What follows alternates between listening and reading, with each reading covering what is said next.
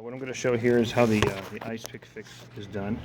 If you ever get stuck out on the road with the same condition and there's no possible way of fixing it, what you want to do is take a sharp needle-like device and push it into this terminal edge right here. And what it does is it pushes the female terminal inside of the connector closed, and it helps now permit the flow of electricity to the injector to re-establish control to that corresponding injector, whether it's 2 or 7.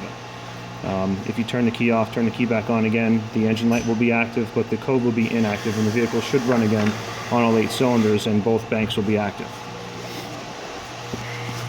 We'll go back to the truck again. I do apologize for the second video. I dropped the phone in the first video. It's hard to manage with the gloves on.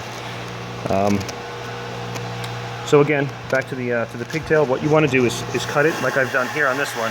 You cut them offset.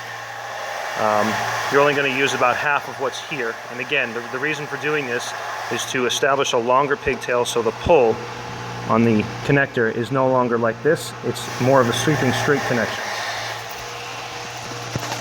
As I've shown in the previous video, this is what it looks like. Again, before the wire loom is on. But this is what it would look like when it's complete. And this is number 7, passenger side rear cylinder. Number 2 is the driver's side forward cylinder. It's much more difficult to see the driver's side cylinder, so it's easier for video purposes to show this side. You need a scan tool to clear the code afterwards. Once you've done that, the vehicle will be up and running again perfectly, just as it was before.